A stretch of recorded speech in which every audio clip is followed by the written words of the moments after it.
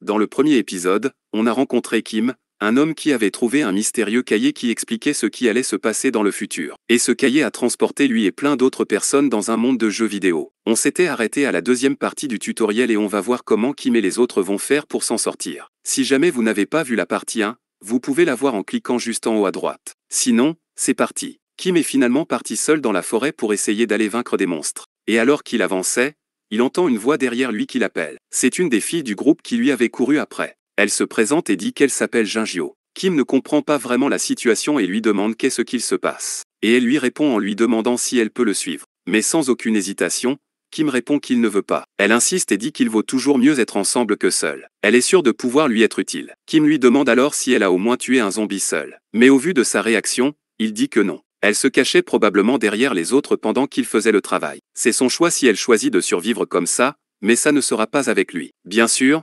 l'objectif de cette fille était de trouver un mec fort et de se cacher derrière lui. Mais Kim ne s'est pas fait avoir, il a un objectif clair en tête. Retrouver sa femme et sa fille. Et rien ne l'empêchera d'accomplir cela. On revoit Kim un peu plus tard. Au final, Kim a perdu du temps sur ce qu'il prévoyait de faire. 3 jours après la fin du tutoriel, quelqu'un a déjà découvert le donjon dont il avait appris l'existence dans le livre. Il a été trouvé par quelqu'un s'est aventuré près d'une falaise. Il savait que pour s'améliorer le plus rapidement possible, c'était la solution pour quelqu'un de son niveau qui vient d'arriver dans le jeu. Et le donjon était là, une petite ouverture dans une falaise. Cette ouverture permettait à peine à une personne de ramper à travers. Comme Kim était proche de sa localisation, il a pu suivre les personnes qui sont entrées à l'intérieur avant lui. Une fois à l'intérieur, l'environnement est totalement différent de ce qu'il y avait dans la forêt. Les monstres qu'il a rencontrés dans le donjon étaient beaucoup plus forts que les simples monstres du début. Il se dit même que s'il était venu dans le donjon le premier jour, il serait peut-être mort. Il doit désormais faire attention à chacun de ses faits et gestes. Car bien qu'il ait son journal pour l'aider et l'aiguiller, il n'est pas pour autant invincible. Donc il doit être prudent, même s'il ne fait pas face à des monstres qui ont l'air surpuissants. En tout cas, ce qui est sûr, c'est que les gens qui vont dans le donjon sont assurés de devenir rapidement plus forts que n'importe qui d'autre. Le donjon est assez spacieux à l'intérieur et tout à coup, un monstre fonce sur notre héros. C'était un insecte carnivore géant et il était très tenace. Mais Kim a quand même réussi à l'éliminer sans trop de difficultés. Il a gagné 10 points de succès en tuant ce monstre alors que pendant le tutoriel, il ne donnait qu'un seul point. Désormais, les récompenses attribuées sont différentes selon les lieux et les monstres. Il continue son chemin dans le donjon et poursuit ses combats. Il sent au fur et à mesure ses statistiques augmenter. Même si c'était désagréable au début, maintenant, il s'y est habitué. Plus il s'enfonce dans le donjon, plus les monstres sont différents. Maintenant, il voit de la mousse donc il se doute que les fourmis de mousse sont passées par là. Il explique que les fourmis sont plus faibles que les insectes carnivores, mais elles ne se déplacent jamais seules. Ce qui fait qu'elles sont plus dangereuses. Au final, elles arrivent devant lui et il se dit que c'est abusé qu'il y en ait autant. Mais il remarque qu'au final, elles étaient attirées par lui à cause d'un morceau de pain qu'il avait dans la poche. Donc il le jette et les fourmis changent de cible. Donc Kim en profite, il commence à toutes les détruire en les attaquant dans leur dos. Il arrive à en éliminer 3 avant que les autres fourmis ne remarquent qu'elles sont attaquées et foncent sur lui. Il en tue une de plus mais n'avait pas remarqué que dans son dos,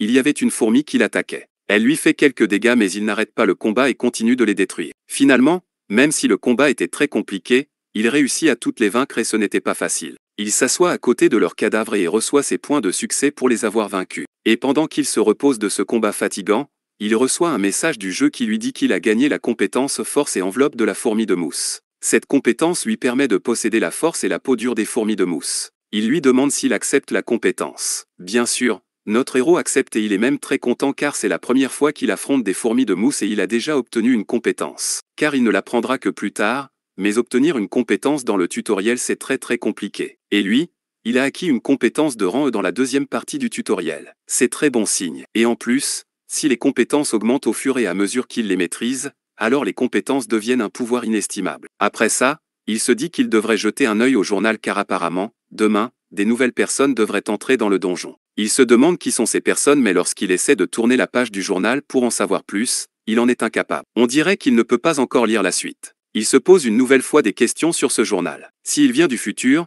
qui est-ce qui lui a envoyé et pourquoi l'a-t-il envoyé à lui? Et que se passe-t-il dans les pages qu'il ne peut pas tourner? Il y a également des phrases sur le Saint Graal, mais il se demande ce que c'est. De l'autre côté, on voit un homme qui est frustré. Il s'appelle Do-young et il est 2e au classement dans le jeu vidéo. Bien sûr, il est 2e derrière notre héros Kim. Et Do-young se demande justement qui est Kim. Et on voit à côté de lui une fille qui vient lui répondre et qui lui dit que c'est évident. C'est le mec qui a tué le premier monstre. Cette fille est celle qu'on a vue précédemment et qui voulait suivre Kim. On dirait qu'elle a changé de cible. Do-young est très énervé contre lui. Et la fille à côté de lui explique qu'elle sait où il est allé. L'homme lui demande alors où est-ce qu'il est. Mais elle répond que si elle lui dit, Do-young devra lui donner le mec qui est par terre ensanglanté. En fait, Do-young est arrivé deuxième non pas en tuant des monstres, mais en tuant les autres humains à côté qui étaient avec lui. Et ainsi il récupère à chaque fois la moitié de leurs points. Do-young dit alors à la fille que l'homme qui est au sol est à elle, elle peut le tuer et récupérer ses points. C'est donc ce qu'elle fait, elle le tue. Et c'est comme ça qu'il compte survivre. De l'autre côté, on retrouve Kim qui est toujours dans le donjon. Il continue d'éliminer les fourmis qu'il arrive à battre de plus en plus facilement. Forcément, à chaque fois, ses statistiques augmentent donc les combats suivants sont plus simples. Actuellement, Kim a en moyenne 20 points dans toutes ses statistiques et a 1675 points de succès. Ça fait aujourd'hui presque 2 jours que le tutoriel a commencé et sa magie n'a pas énormément augmenté. Pour le moment, sa magie est la statistique la plus basse avec 17 points. Mais pour le moment, c'est suffisant. Et à force d'avancer dans la grotte, il sentait que quelque chose de bien plus puissant arrivait. Tout à coup, un message du jeu lui annonce qu'il a enfin découvert le boss de cette zone, la reine des fourmis de mousse.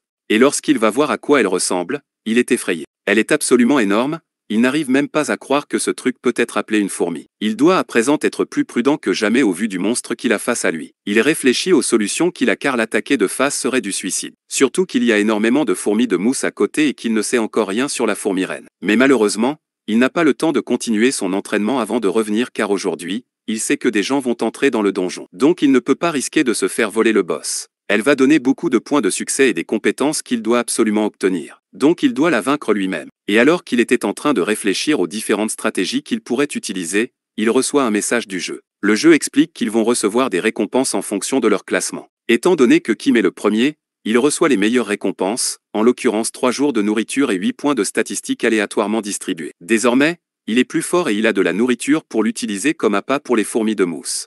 Il se dit donc qu'il est temps d'y aller. Il jette son pain, et dès que les fourmis sont attirées, il les élimine d'un coup d'épée par derrière. Mais la reine, quant à elle, n'a pas encore bougé. Il semble qu'elle utilise ses fourmis comme des pions. Kim n'abandonne pas pour autant, qu'ils soient des centaines ou des milliers, il les affrontera tous. Il est totalement encerclé par les fourmis et est totalement exténué. Il continue de se battre et prend des dégâts par les fourmis. En effet, elles sont beaucoup trop pour lui donc certains lui attaquent les pieds sans qu'il s'en rende compte. Mais heureusement qu'il a gagné la compétence de force et d'enveloppe des fourmis plus tôt, car sans cela, il serait mort. Et il se dit que si une simple compétence de rang est si utile, la compétence qu'il obtiendra en tuant la reine sera incroyable. Après son combat acharné, il parvient finalement à éliminer toutes les fourmis de mousse et faire enfin face à la reine. Il ne reste plus qu'elle. Leur combat commence. On voit Kim qui lui fait face.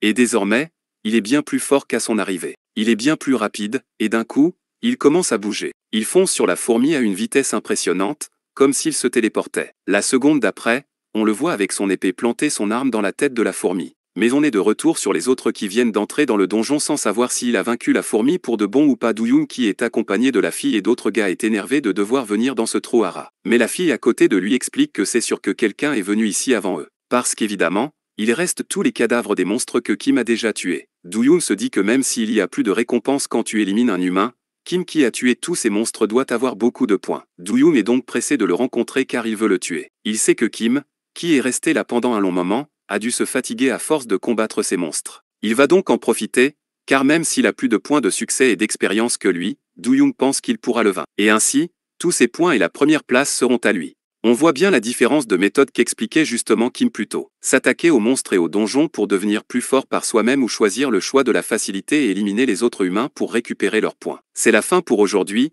mettez un pouce bleu et un commentaire si vous voulez que je vous sorte la suite rapidement, et je vous dis à demain, 16 h, pour une nouvelle vidéo.